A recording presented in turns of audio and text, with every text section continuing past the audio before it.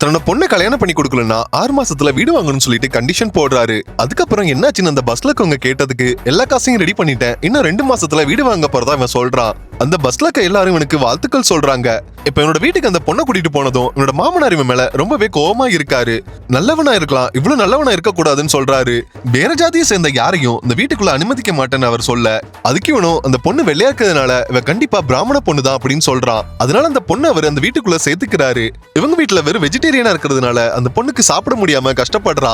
இப்ப பக்கத்து வீட்டுல வாசனை வரவும் அங்க போனது இந்த பொண்ணுக்கு சாப்பிடறதுக்காக சிக்கன் கொடுக்குறாங்க. இத பார்த்த பவனும் அந்த பொண்ணை போய் தரன்னு இழுத்துட்டு வந்துடுறான். அப்புறம் தான் தெரியுது அந்த பொண்ணு ஒரு நான் வெஜிடேரியன்ட்டு. அதனால வீட்டுக்கு தெரியாம அந்த பொண்ணுக்கு இவன் சிக்கன் வாங்கி கொடுக்கறான். அடுத்த நாள் அந்த பொண்ணை கோவிலுக்கு கூட்டிட்டு போய் முத நாள் சிக்கன் வாங்கி கொடுத்ததுக்காக கடவுள்கிட்ட மன்னிப்பு கேட்கிறான்.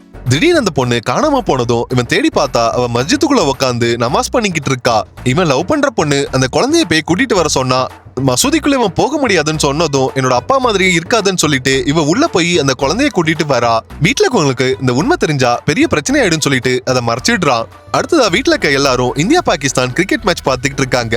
அப்ப பாகிஸ்தான் ஜெயிச்சதும் இந்த பொண்ணு ரொம்பவே சந்தோஷத்துல கொண்டாடுறா. டிவியில இருக்கிற பாகிஸ்தான் கொடிக்கு முத்தம் கொடுக்கறா. நீ பாகிஸ்தானை சேர்ந்த பொண்ணான்னு இவன் கேட்டதுக்கு அந்த பொண்ணு தலையாட்டுறா. அந்த பொண்ணு தலையாட்டுறத அந்த வீட்டுல இருக்க எல்லாரும் பார்த்துடுறாங்க. இதுக்கப்புறம் என்ன நடந்துச்சுன்னு அடுத்த வீடியோல சொல்றேன். இந்த சேனலை சப்ஸ்கிரைப் பண்ணாதவங்க சப்ஸ்கிரைப் பண்ணிடுங்க.